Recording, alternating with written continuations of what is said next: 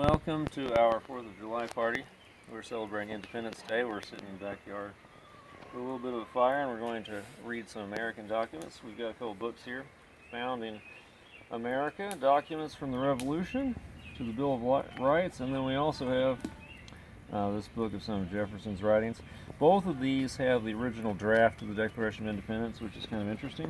I think it's a little easier to read from this one, so I might just do that. Independence Day. Why it all came about.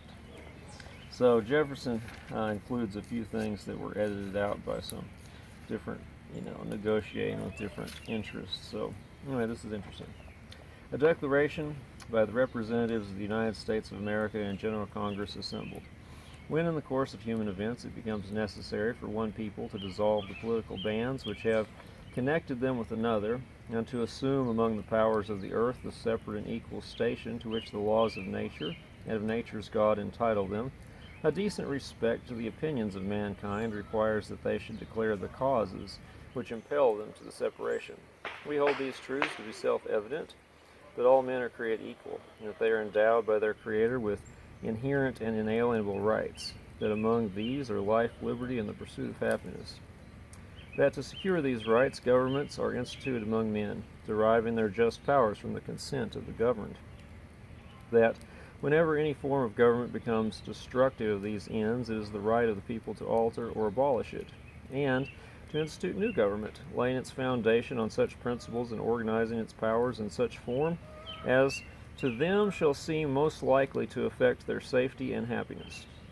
Prudence indeed will dictate that governments long established should not be changed for light and transient causes, and accordingly all experience has shown that mankind are more disposed to suffer while evils are sufferable than to right themselves by abolishing the forms to which they are accustomed.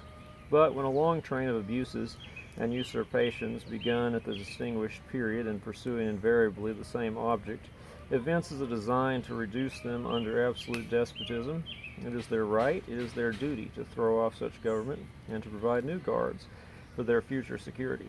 Such has been the patient sufferance of these colonies, and such is now the necessity which constrains them to expunge their former systems of government. The history of the present King of Great Britain is a history of unremitting injuries and usurpations, among which appears no solitary fact to contradict the uniform tenor of the rest, but all have in direct object the establishment of an absolute tyranny over these states. To prove this, let facts be submitted to a candid world, for the truth of which we pledge a faith yet unsullied by falsehood. He has refused his assent to laws the most wholesome and necessary for the public good. He has forbidden his governors to pass laws of immediate and pressing importance, unless suspended in their operation till his assent should be obtained, and when so suspended, he has utterly neglected to attend to them. He has refused to pass other laws for the accommodation of large districts of people, unless those people would relinquish the right of representation in the legislature, a right inestimable to them and formidable to tyrants only. He has called together legislative bodies at places unusual, uncomfortable, and distant from the depository of their public records, for the sole purpose of fatiguing them into compliance with his measures. He has dissolved representative houses repeatedly and continually for opposing with manly firmness his invasions on the rights of the people. He has refused for a long time after such dissolutions to cause others to be elected, whereby the legislative powers, incapable of annihilation, have returned to the people at large for their exercise, the state remaining in the meantime exposed to all the dangers of invasion from without and convulsions within. He has endeavored to prevent the population of these states, for that purpose obstructing the laws for naturalization of foreigners, refusing to pass others to encourage their immigrations hither, and raising the conditions of new appropriations of lands.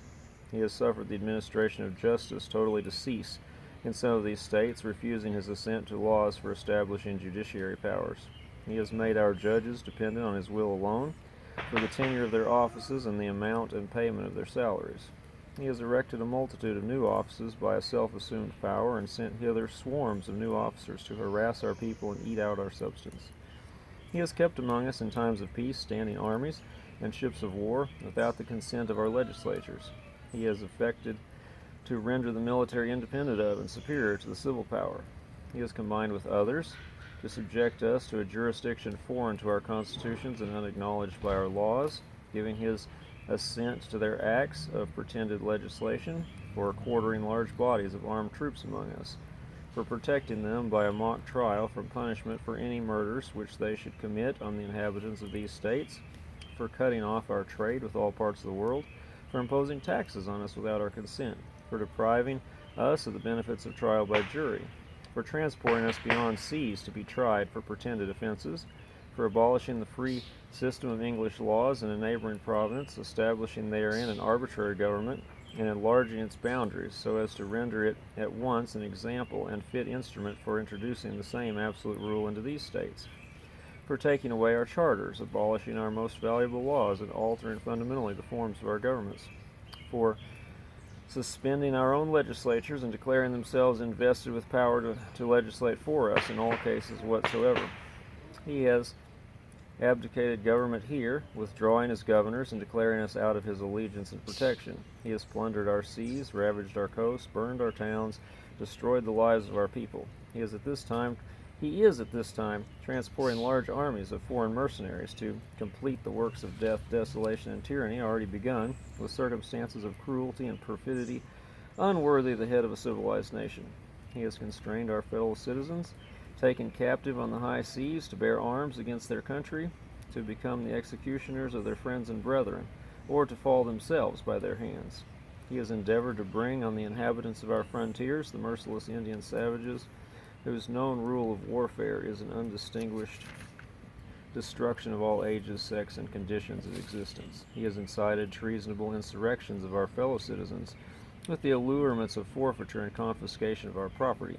He has waged cruel war against human nature itself, violating its most sacred rights of life and liberty in the persons of a distant people who never offended him, captivating and carrying them into slavery in another hemisphere, or to incur miserable death in their transportation thither. This piratical warfare, the opprobrium of infidel powers, is the warfare of a Christian king of Great Britain.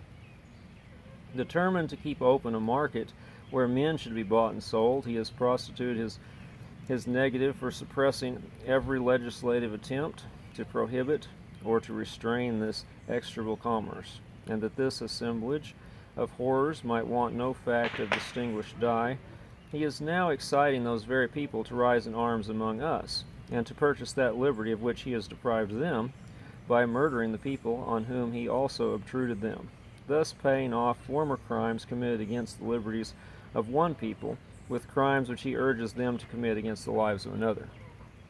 In every stage of these oppressions we have petitioned for redress in the most humble terms. Our repeated petitions have been answered only by repeated injuries.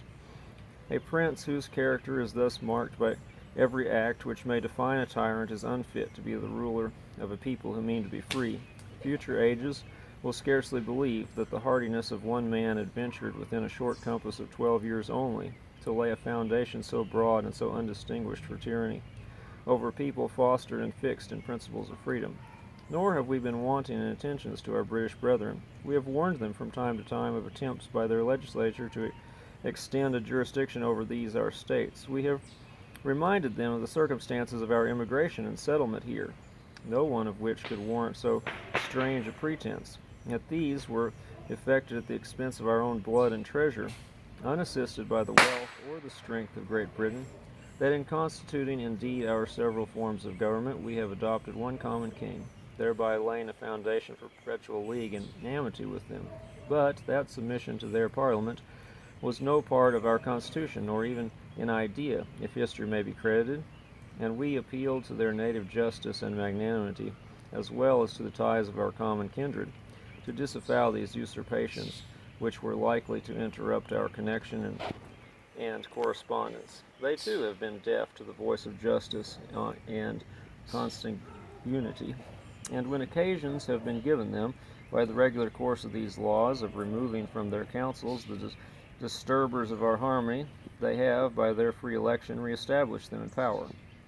At this very time, too, they are permitting their chief magistrate to send over not only soldiers of our common blood, but Scotch and foreign mercenaries to invade and destroy us. These facts have given the last stab to agonizing affection, and manly spirit bids us to renounce forever these unfeeling brethren. We must endeavor to forget our former love for them, and hold them as we hold the rest of mankind, enemies in war, in peace, friends. We might have been a free and a great people together, but a communication of grandeur and of freedom, it seems, is below their dignity. Be it so, since they will have it. The road to happiness and to glory is open to us too. We will tread it apart from them, and acquiesce in the necessity which denounces our eternal separation. We, therefore, the representatives of the United States of America in General Congress assembled, do in the name and by authority of the good people of these states reject and renounce all allegiance and subjection to the kings of Great Britain and all others who may hereafter claim by, through, or under them. We utterly dissolve all political connection which may heretofore have subsisted between us and the people or Parliament of Great Britain. And finally, we do assert and declare these colonies to be free and independent states, and that as free and independent states they have full power to levy war, conclude peace, contract alliances, establish commerce, and to do all other acts and things which independent states may of right do. And for the support of this declaration we mutually pledge to each other our lives, our fortunes, and our sacred honor. The declaration thus signed on the 4th on paper was engrossed on parchment and signed again on the 2nd of August. So that's the original. There are a lot of notes here about how it was changed. A lot of those explanations of the connection between the two people were shortened. You'll notice the renunciation of African slavery was removed. So the document was weakened in some ways by making everyone agree with it. But anyway, the ideas there asserted are very worthy of our consideration, and may we be inspired by the ideas that prompted our forefathers to not suffer usurpation of their liberties without doing something about it. And you notice the description of the long and patient working through due process of the current system before ever they took up any other plans apart from that. So anyway, good stuff.